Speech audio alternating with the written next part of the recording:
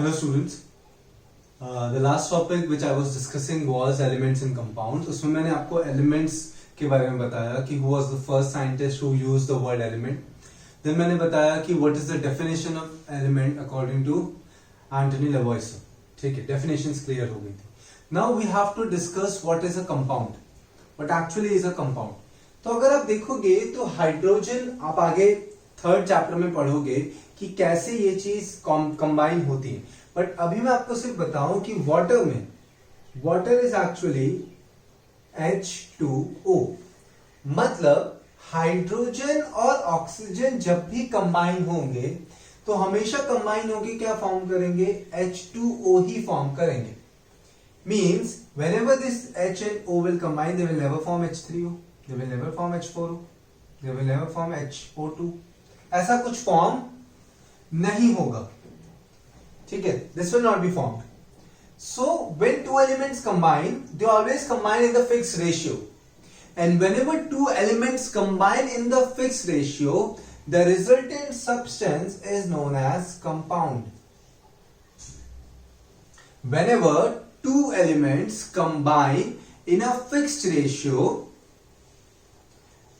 the resultant substance which is formed is known as compound. For example, sodium and chlorine. Okay, for example, sodium and chlorine, Na and Cl, these two will combine to form NaCl. Magnesium and chlorine, these two will always combine to form MgCl2. अब ऐसा क्यों हो रहा है? उसका reason मैं आपको third chapter में बताऊंगा कि यहां पे क्यों दो क्लोरीन चाहिए, यहां पे क्यों एक ही क्लोरीन चाहिए. These all reasons I will teach you in chapter number 3.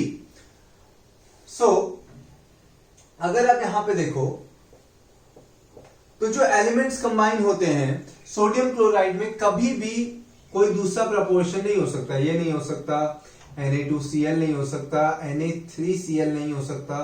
So these all things are not possible.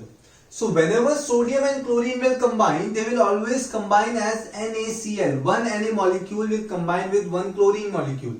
So here the combining ratio of these two elements is fixed. Here the combining ratio of these two elements is fixed. ठीक है, इसलिए हम इसको क्या बोलेंगे? Compound.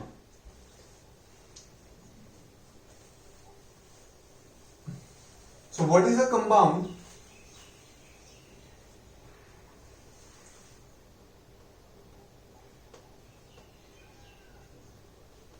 Compound is formed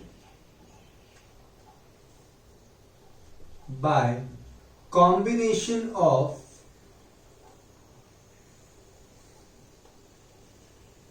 two or more elements in a fixed ratio. In a fixed ratio. Compound is formed by combination of two or more elements in a fixed ratio.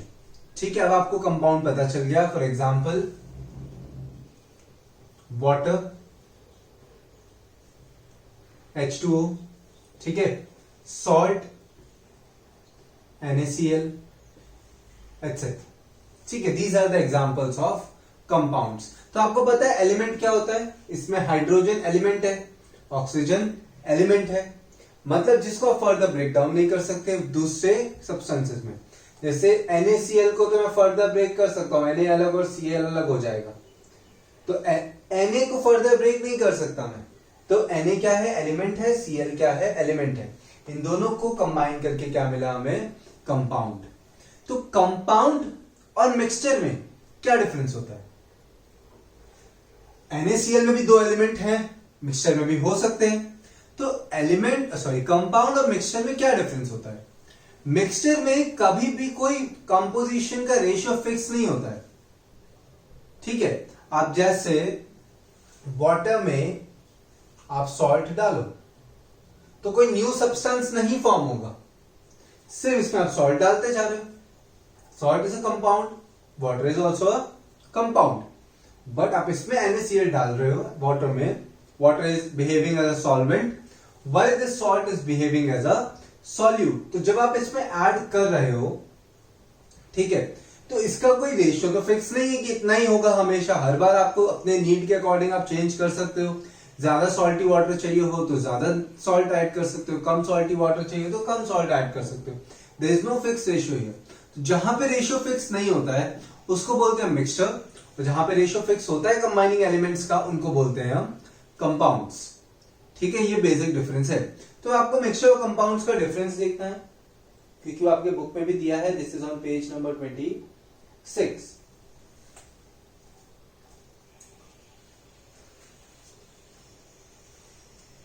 First write down this thing. Compound is formed by combination of two or more elements in a fixed ratio.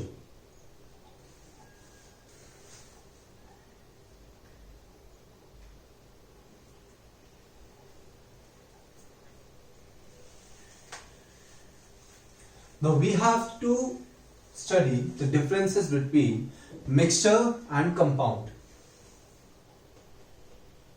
Mixture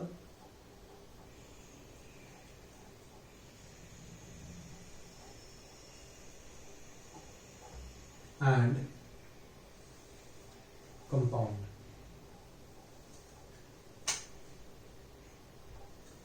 अब आप देखोगे mixture में elements भी mix हो सकते हैं, compounds भी mix हो सकते हैं। जैसे वाटर में मैं अगर सोडियम क्लोराइड डालूं, ठीक है, तो वो कंपाउंड है। वाटर में अगर मैं सिर्फ क्लोरीन डालूं तो वो क्या है, एलिमेंट है। ठीक है, तो एलिमेंट भी मिक्स कर सकते हैं, कंपाउंड भी मिक्स कर सकते हैं। सो इन मिक्सचर एलिमेंट्स और compounds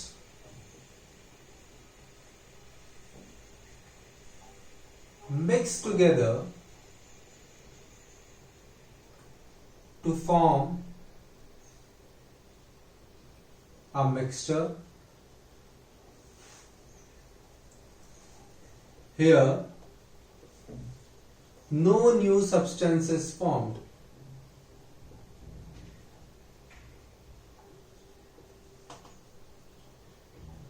Here no new substance is formed.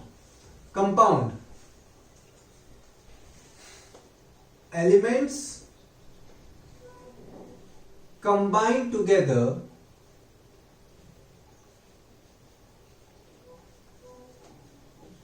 to form a compound. Elements combine together to form a compound. Second point. Elements or compounds mix together to form a mixture. Here no new substance is formed. For example, if we're adding salt in water, तो कोई new substance नहीं formed हो जाएगा. It will have properties of both the compounds which are mixed. ठीक है. So mixture में क्या था, composition fixed नहीं था. So mixtures have variable composition.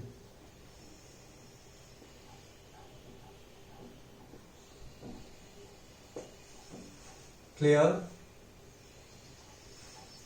Compounds, they have fixed composition. Third, जब भी मिक्सचर में आप मिक्सचर आप फॉर्म करोगे तो जिन सब्सटेंसेस को मिक्स किया है, ठीक है, उसकी प्रॉपर्टीज उस मिक्सचर में होंगी। बट जब भी कंपाउंड फॉर्म होगा, सपोज हाइड्रोजन और ऑक्सीजन से वाटर बना, तो वाटर में हाइड्रोजन और ऑक्सीजन की प्रॉपर्टीज नहीं होती, वाटर की खुद की एक अलग प्रॉपर्टीज होती। ठीक है, मिक्सचर में सॉल्ट में वाटर में सॉल्ट ऐड किया तो सॉल्ट की भी कैरेक्टरिस्टिक्स आपको पता चलेंगी। When you will drink that salty water, आपको सॉल्ट का भी टेस्ट आएगा, वाटर भी आपको पता चलेगा। सो mixture will have the property of substances which are mixed.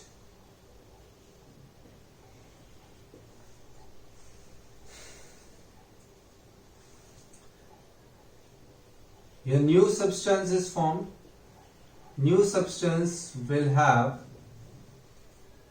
your substance will have completely new properties. Completely new properties.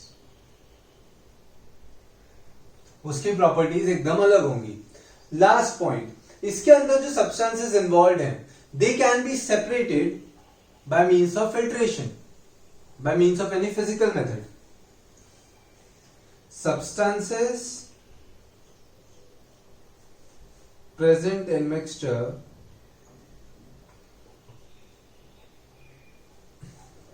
can be separated by physical process. Physical process.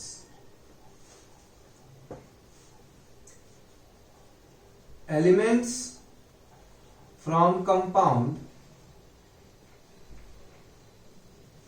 can be separated only by chemical or electrochemical. Chemical मतलब simple chemical reaction, electrochemical मतलब chemical reaction के साथ साथ electricity pass करना. वो अभी आप नहीं पढ़ोगे, सिर्फ आप इतना याद रखो कि separated by chemical and electrochemical process. ठीक है. So these are the differences between mixtures and compounds. So just write down this thing. Pause the video over here and write down this. Up, first write down this.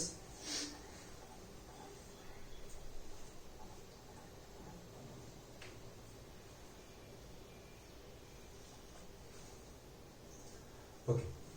Now only one topic is remaining. Whole chapter is completed.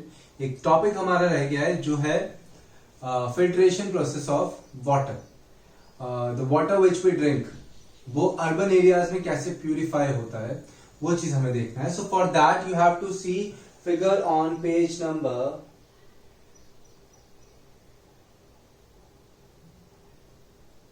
24.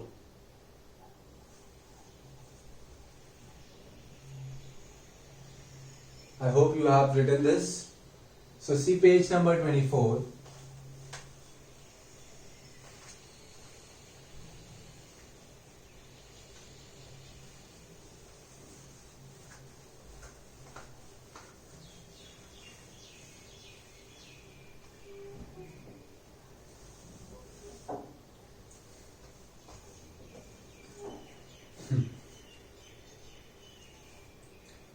Page 24 पे आपको एक technique दी है. तो आपको यहां पे ऐसा बताया कि here there is a reservoir.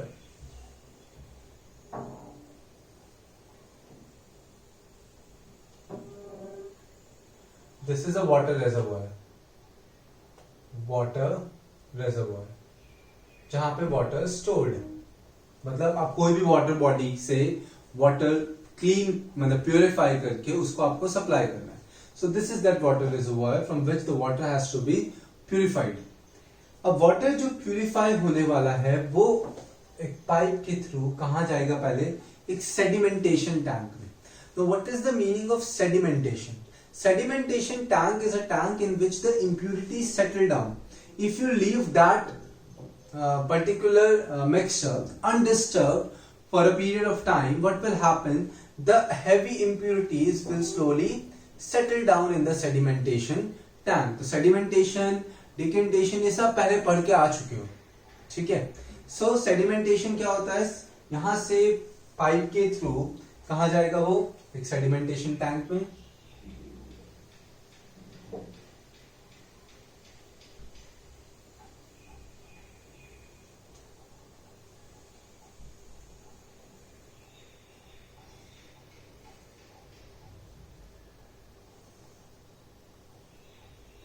ठीक है. This is a sedimentation tank.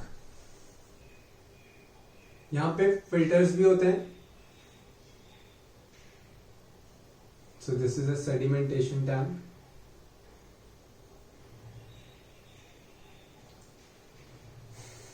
Sedimentation tank में जब वाटर जाएगा तो जो हैवी इंप्यूरिटीज है वो नीचे क्या हो जाएंगी, सेटल डाउन हो जाएंगी, नीचे सेटल होती जाएंगी, और यहाँ ऊपर से जो ऊपर के क्या रहेगा, क्लीन वाटर रहेगा। तो यहां से मतलब क्लीन एकदम क्लीन नहीं, बट उसमें वो हैवी इंप्यूरिटीज नहीं होंगी। तो यहां से पाइप के थ्रू वाटर अब कहां जाएगा, लोडिंग टैंक में। ठीक है, लोडिंग टैंक में क्या होता है, क्या दिया है, to remove the suspended impurities. आपको, आप अगर बुक में अपने डायग्राम को देखो तो sediment the suspended impurities. Suspended impurities का मतलब क्या होता है, देखो यहां से गया लोडिंग टैंक में,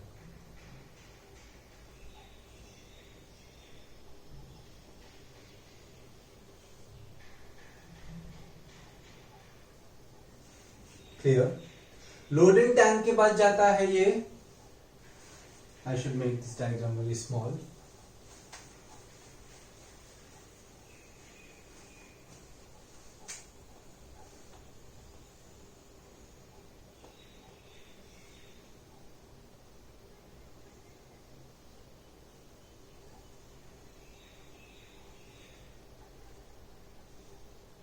First I will make the figure, then I will understand.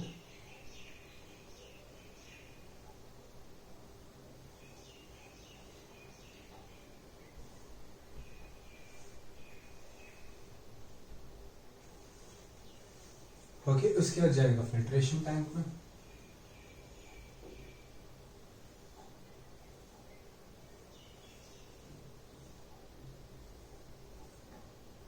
और फिल्ट्रेशन टैंक के बाद वो जाएगा आपका क्लोरिनेशन में।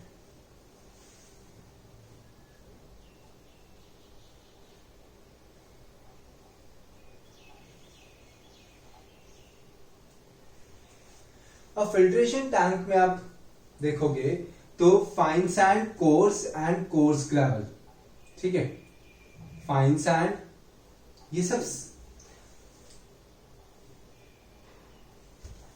देखो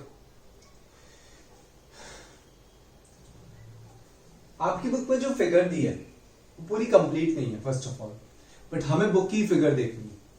बुक की फिगर कंप्लीट क्यों नहीं है, क्योंकि इतना सिंपल प्रोसेस एक्चुअली होता नहीं है। लोडिंग टैंक भी इतना सिंपल नहीं होता, सेडिमेंटेशन टैंक में भी नहीं होता इतना सिंपल, उसमें एडिटिव्स भी डाले जाते हैं। तो अभी सिर्फ बुक से रिलेटेड पढ़ते हैं, क्योंकि आपको जो बुक में दिया है आपको वही चीज ड्रॉ करनी है।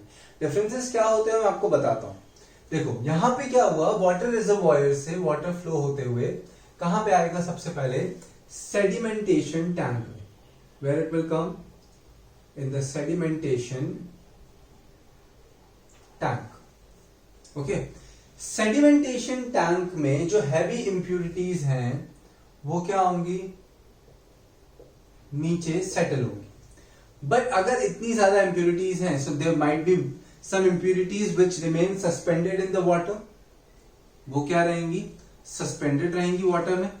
ठीक है, अब सस्पेंडेड रहेंगी वाटर में तो इस वाटर के साथ वो इंप्यूरिटीज कहां आ जाएंगी, लोडिंग टैंक में। ठीक है, अब लोडिंग टैंक में क्या होता है, प्रेशराइज चैम्बर होता है एक्चुअली। ठीक है, अब प्रेशराइज चैम्बर होता है तो इसमें क्या होता है कि इंप्यूरिटी प्रेशराइज करते हैं। अब इसमें इसका जो कंस्ट्रक्शन होता है वो बहुत डिफरेंट होता है। आपके में एक सिर्फ टैंक ही दे दिया है ये। So loading tank is actually a pressurise chamber. वो प्रेशराइज क्यों किया जाता है, जिससे कि वो जो इंप्यूरिटीज, सस्पेंडेड इंप्यूरिटीज थी, उसको सेटल डाउन कराया जा सके। तो settle down suspended impurities.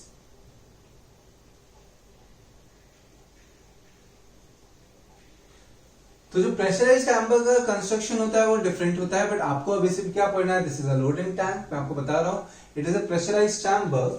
Pressurised chamber क्यों होता है, तो जो क्यों होता है, क्योंकि जो वाटर में जो इंप्यूरिटीज जो सस्पेंडेड है, जो फ्लोट कर रही है उसमें, उसको नीचे सस्पेंड कराया जा सके। मीन सस्पेंड मतलब सेटल डाउन कराया जा सके। जो सस्पेंडेड इंप्यूरिटीज हैं उसको सेटल डाउन कराने के लिए कौन सा टैंक यूज होता है, लोडिंग टैंक। अब लोडिंग टैंक के बाद ये जाता है फिल्ट्रेशन। फिल्ट्रेशन टैंक में अलग अलग फिल्टर पेपर्स होते हैं, मतलब फिल्टर मैट्स होती हैं, फिल्टर पेपर्स होते हैं। ठीक है, अलग अलग टाइप के वाटर प्यूरिफिकेशन प्लांट में अलग अलग टाइप के फिल्ट्रेशन टेक्निक्स होती है। तो उससे आप देखोगे कि सबसे ऊपर फाइन सैंड पार्टिकल्स, सबसे नीचे क्या होंगे, कोर्स ग्रेवल होगा।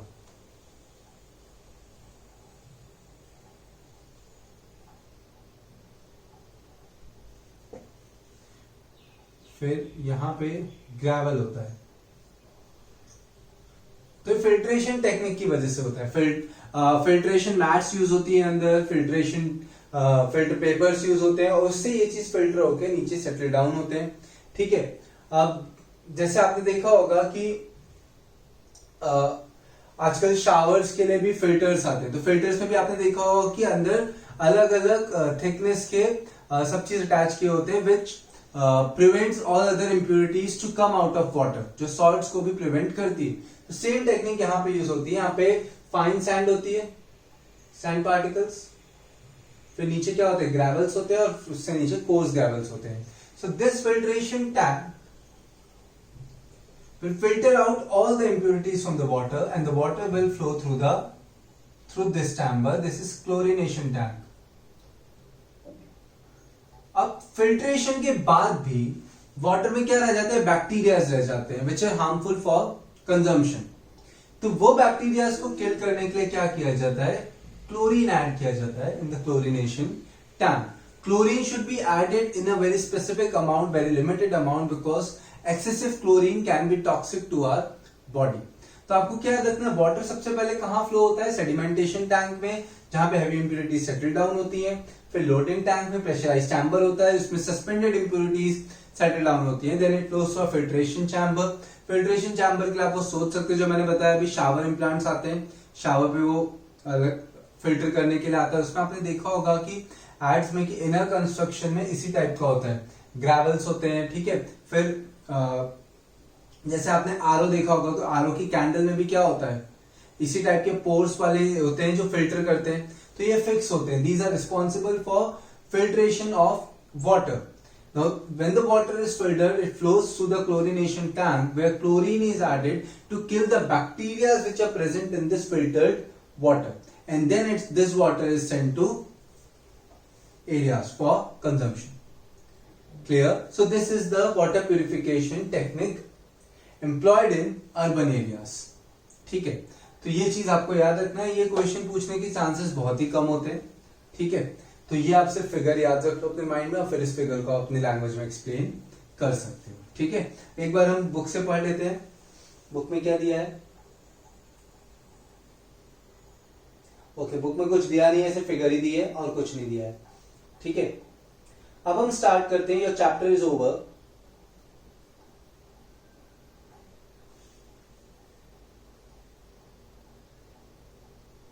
सो we are starting with the exercise now. ठीक है, चैप्टर इज डन। तो एक्सरसाइज स्टार्ट करते हैं।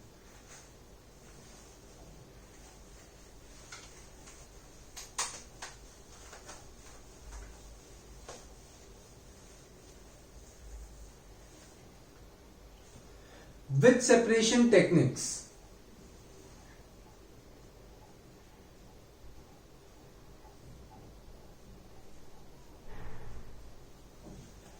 which separation techniques will you apply for the separation of the following? Okay, first is sodium chloride from its solution in water. Sodium chloride, NaCl. NaCl का मतलब क्या होता है, salt. Salt को water में dissolve किया है। यहां पे H2O है और यहां पे सॉल्ट है। अब सॉल्ट को वाटर में से सेपरेट करना है, कौन सी टेक्निक यूज होगी वो आपको बताना है। तो अगर हम इसको इवेपोरेशन के लिए सनलाइट में छोड़ दें, so water will evaporate while salt will remain as it is. ठीक है। तो फर्स्ट में टेक्निक कौन सी अप्लाई होगी, evaporation. Water will evaporate it from its solution. The residue which will remain is salt. Second, ammonium chloride from a mixture containing sodium chloride and ammonium chloride. एक mixture है जिसमें ammonium chloride है। Ammonium chloride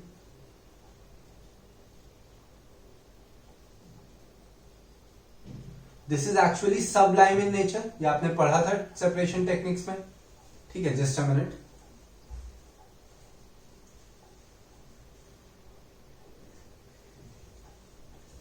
ammonium chloride is Sublime in nature.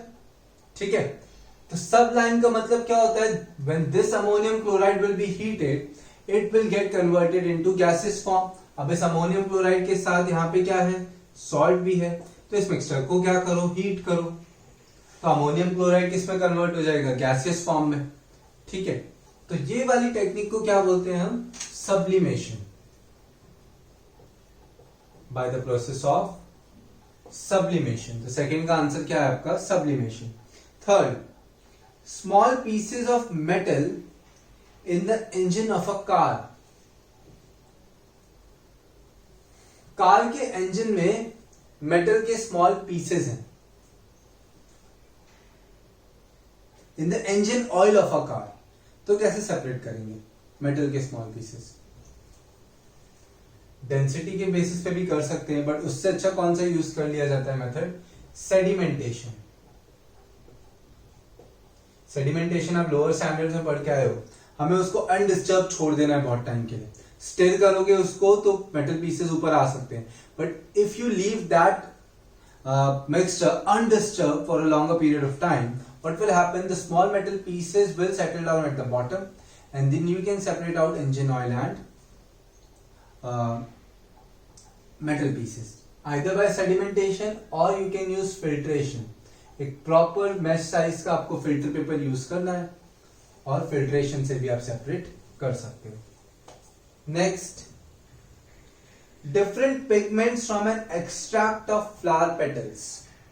अगर आपको अलग अलग colour separate करने हैं तो याद करो हमने कौन सी टेक्निक यूज की थी? Chromatography. Chromatography is a technique of separation of different colours on the basis of difference in solubilities. So chromatography is the answer. Chromatography में डाउट हो तो आप वो वीडियो आप वापस से रेफर कर सकते हो। E, butter from curd. Curd में से बटर सेपरेट करना हो तो सेंट्रीफ्यूगेशन।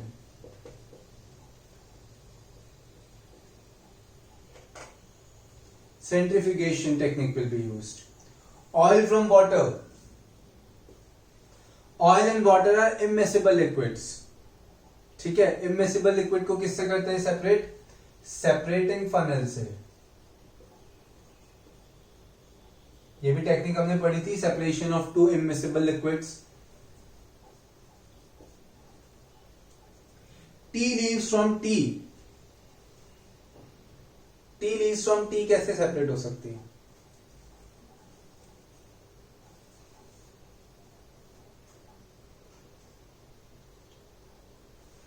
टी लीव्स को सेपरेट करना हो आपको टी में से, तो आप कैसे सेपरेट कर सकते हो?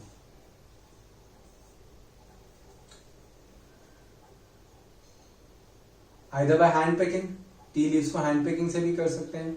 देन टी लीव्स को सेपरेट करने के लिए फिल्ट्रेशन भी यूज कर सकते हो। प्रॉपर मैश साइज का अगर आप फिल्टर लगा दो, ठीक है, तो टी लीव सेपरेट हो जाएंगी। तो filtration technique can be used. ठीक है, फिल्ट्रेशन टेक्निक्स में जो फिल्टर पेपर है थोड़ा ब्रॉड साइज का रखोगे तो टी लीव्स सेपरेट हो जाएंगी। या तो विनोइंग यूज कर सकते हैं। विनोइंग भी आपने पढ़ा हुआ है। विनोइंग क्या होता है?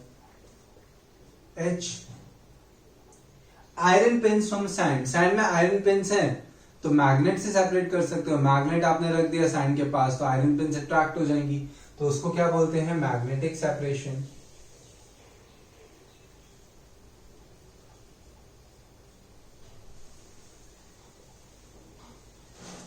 Wheat grains from husk. Husk और व्हीट ग्रेन्स को सेपरेट करते हैं तो उसको, उस प्रोसेस को क्या बोलते हैं? विनोइंग। विनोइंग आप पढ़ चुके हो स्मॉलर स्टैंडर्ड्स में। ठीक है, उसको क्या बोलते हैं? एक विनोवर में रख के उसको आप ऐसे टॉस करते हैं तो हस्क सेपरेट होता है और व्हीट सेपरेट हो जाता है। ठीक है, that is winnowing. Fine mud particles suspended in water, filtration. Mud particles को फिल्ट्रेशन से, सेडिमेंटेशन से, किसी से भी सेपरेट कर सकते हैं। Okay, so these are all the techniques. अब आते हैं क्वेश्चन नंबर 2 पे।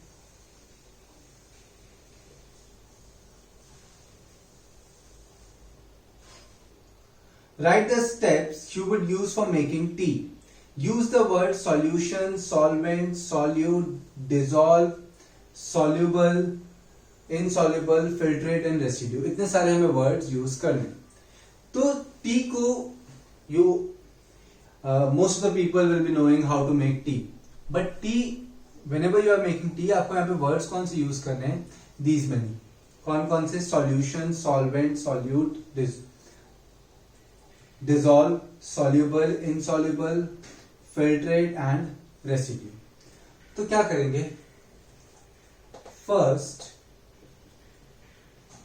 water is taken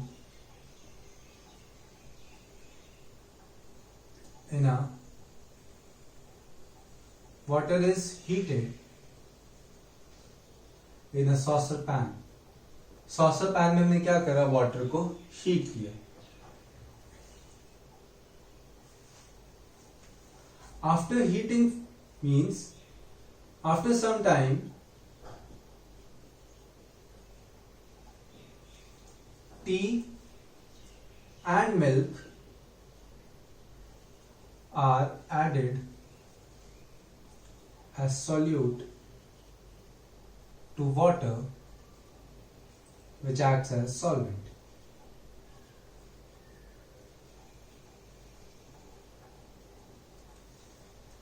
Tea and milk are added to the water. Water will act as solvent and tea and milk will act as solute.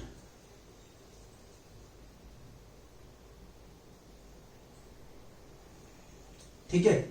अब इसके बाद क्या करते हैं? हीट करते हैं। हीट करने के बाद एक स्ट्रेनर लेते हैं। स्ट्रेनर में आप टी डालते हो तो जो रेसिड्यू बचता है वो क्या बचता है? टी लीव्स बच जाती है।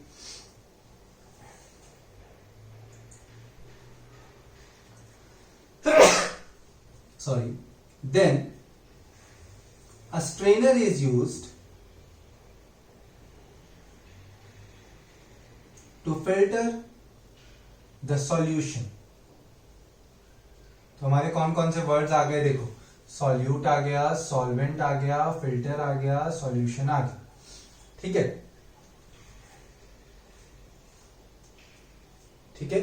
To filter the solution and residue is left on the strainer. Residue को कहां पे छोड़ देते हैं? स्ट्रेनर पे। मतलब जो टी लीव स्ट्रेनर पे रह गई वो क्या हो गया? रेसिड्यू हो गया आपका। ठीक है, आपने सॉसर पैन में आपकी चाय बन गई है, अब आपने उसको स्ट्रेनर में डाला। स्ट्रेनर में डाला तो टी लीव स्ट्रेनर पे रह गई, तो वो जो टी लीव्स रह गई उसको क्या बोलेंगे? रेसिड्यू। और जो नीचे चला गया, मतलब जो कप में चला, कप में पोर कर दिया आपने, तो वो जो नीचे गया टी, वो क्या होगा? फिल्ट्रेट होगा। ठीक है, तो first of all write this thing, then I will complete this.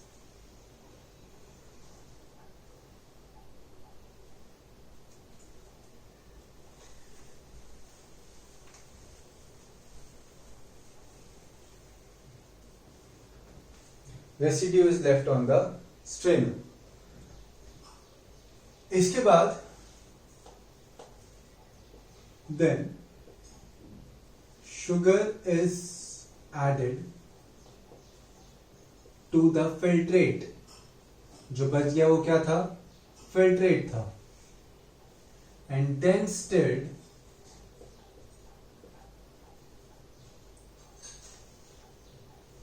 stirred so that sugar dissolves in what? Dissolves भी आ गया। तो हमें कौन कौन से वर्ड्स यूज करने थे? देखो, सॉल्यूशन हो गया, solvent, solute, dissolve, soluble,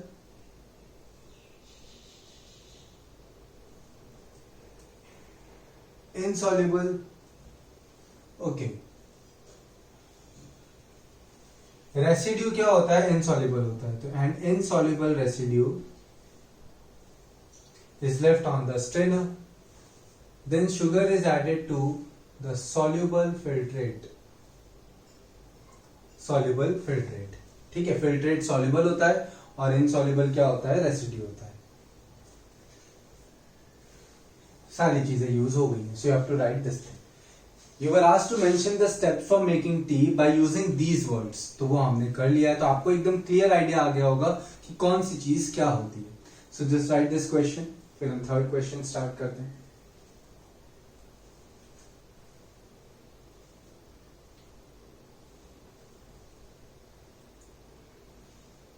Pause the video and write.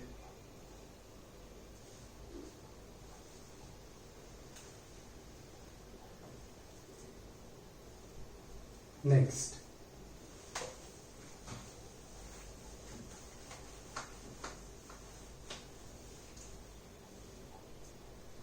Pragya tested the solubility of 3 different substances at different temperatures and collected the data as given below. Results are given in the following table as grams of substance dissolved in 100 grams of water.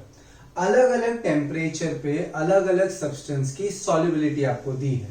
Temperature आपको kelvin में दिया है, temperature आपको दिया है 283, 293, 313, 283, 293, 313, 333 and 353.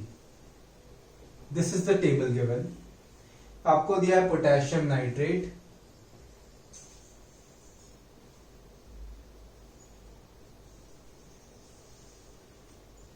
Sodium chloride, potassium chloride, sodium chloride,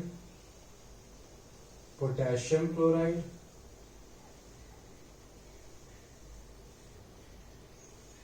ammonium chloride.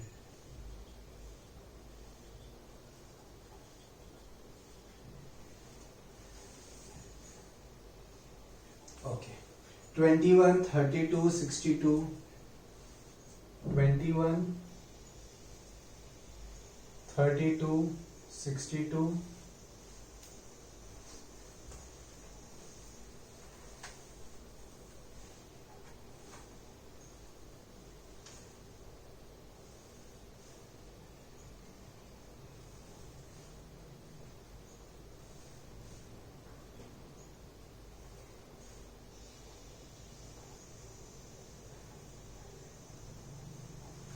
कितना है देखो, 21, 32, 62, 106, 21, 32, 62, 106 and 167, 36, 36, 36, 37, 37, 36, 36, 36, 37, 37। पोटेशियम क्लोराइड में 35, 35, 40, 35, 35, 40, 46, 54, 24, 37, 41, 24, 37, 41, 55, 66। अब ये टेबल का मतलब क्या है वो देखते हैं कि 283 केल्विन पे 100 ग्राम वाटर में कितना ग्राम पोटेशियम नाइट्रेट डिसॉल्व किया है? 21 ग्राम। ये सब किस में दिया है? आपको ग्राम में दिया है। इस टेबल का मतलब क्या हुआ कि 100 ग्राम वाटर में आप कौन से टेम्परेचर पे कितना कोई सब्सटेंस डिसॉल्व कर रहे हो। सपोज आपको पूछा है 333 केल्विन पे हम कितना अमोनियम क्लोराइड डिसॉल्व कर पाते हैं, तो 100 ग्राम वाटर में से कितना डिसॉल्व कर पाते हैं? 55 ग्राम। अब इस टेबल के बेसिस पे आपको आंसर देना है। फर्स्ट है what mass of potassium nitrate, what mass of potassium nitrate would be needed to produce a saturated solution of potassium nitrate in 50 grams of water at 313 Kelvin। Potassium nitrate का हमें कितना मास चाहिए 313 kelvin पे जिससे saturated solution बने जब solvent कितना हो 50 ग्राम। ठीक है, सो 62 ग्राम आप देखोगे 313 केल्विन पे कितना चाहिए 62 ग्राम। 62 gram of potassium nitrate is dissolved in 100 gram water to make a saturated solution. 100 gram water हो तो 62 ग्राम चाहिए पोटेशियम नाइट्रेट हमें सैचुरेटेड सॉल्यूशन बनाने के लिए। आपको क्वेश्चन पूछा है कि अगर 100 ग्राम में 62 ग्राम चाहिए, क्योंकि हमें बात किसकी की थी 313 केल्विन टेम्परेचर पे, तो आप टेबल से देख सकते हो कितना है वो 62 ग्राम। तो अगर 100 ग्राम के लिए 62 ग्राम चाहिए तो 50 ग्राम के लिए कितना चाहिए होगा? अच्छा, तो 100 ग्राम के लिए अगर 62 ग्राम चाहिए तो mass of potassium nitrate in 50 gram water कितना होगा? 62 ग्राम है 100 ग्राम में, तो 1 ग्राम में कितना होगा? 62 बाय 100। 1 ग्राम में 62 बाय 100 है तो 50 ग्राम में क्या होगा? इंटू 50। 62 बाय 2 31 ग्राम। तो ऑब्वियस था अगर 100 ग्राम में 62 ग्राम चाहिए तो 100 का आधा 50 होता है, तो 50 ग्राम में कितना चाहिए होगा? 62 का आधा। 62 का आधा कितना होता है? 31। So your answer is 31 grams. ठीक है। Second part, Pragya makes a saturated solution of potassium chloride in water, potassium chloride in water at 353 Kelvin and leaves the solution to cool at room temperature. What will she observe as the solution cools? जैसे जैसे solution cool होगा temperature change होगा। ठीक है। अब जैसे suppose ये 100 gram water है, इसको हीट कर दिया आपने 353 केल्विन पे, तो इसमें कितना आ गया? 54 ग्राम पोटेशियम क्लोराइड आ गया। कितना आ गया? 54 ग्राम पोटेशियम क्लोराइड। अब जब हम इसको कूल करेंगे, व्हेन दिस इज कूल्ड, तो कूल करने पे सॉल्युबिलिटी डिक्रीज होगी, 46 होगा। तो सपोज ये 333 पे आ गया, तो अब अंदर पोटेशियम क्लोराइड कितना होना चाहिए? सिर्फ 46 होना चाहिए। पहले कितना था? 54। अब कितना बचना चाहिए? 46। तो 54 माइनस 46 मतलब कितना हो गया? 8 ग्राम हो गया। तो 8 ग्राम पोटेशियम क्लोराइड के क्रिस्टल्स अलग हो जाएंगे क्रिस्टल फॉर्म में, और कम हुआ तो 40 हो जाएगा, तो और 6 ग्राम और अलग हो जाएंगे। So when a solution is cooled, its solubility decreases, so some crystals of potassium chloride will separate out from the solution। क्योंकि 353 पे 54 ग्राम अंदर चला गया था, अब उसको कूल करेंगे, थोड़े क्रिस्टल्स उसकी सॉल्युबिलिटी डिक्रीज होने की वजह से ये जो डिफरेंस आ रहा है उतने क्रिस्टल्स अलग होते जाएंगे। तो क्या लिखना है सेकंड के आंसर में? As the solution is cooled,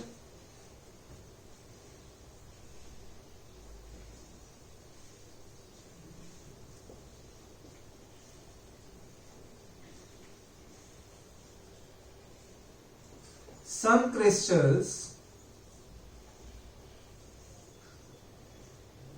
will separate out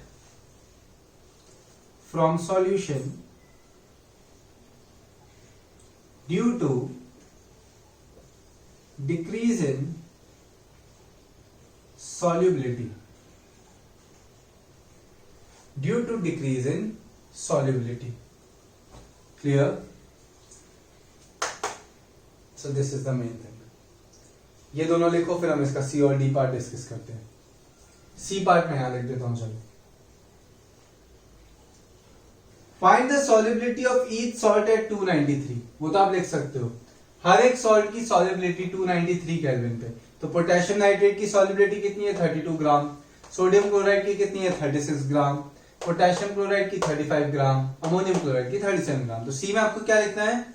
potassium chloride equal to potassium nitrate equal to 32 gram, then sodium chloride equal to 36 gram. potassium chloride equal to 35 gram and ammonium chloride equals to 37 gram. Next, what is the effect of change on temperature? As temperature increases, solubility increases. पर किसकी? सिर्फ salt की. solubility of salt increases. ये सब salts हैं. आगे आप पढ़ोगे कि कुछ substances की डिक्रीज भी होती है. So just write down this thing.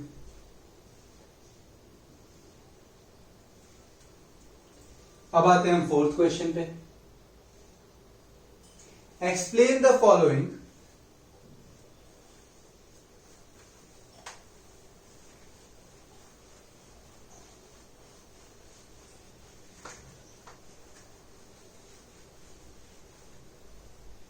Giving examples. ये आपको मैंने सब लिखवाई दिया है पहले से, जो आप कर सकते हो. Classify each of the following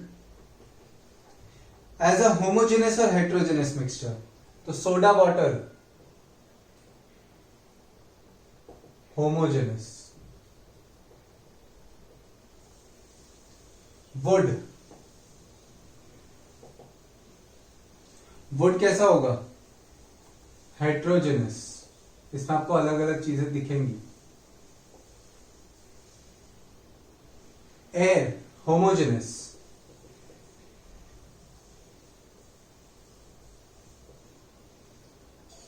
soil heterogeneous,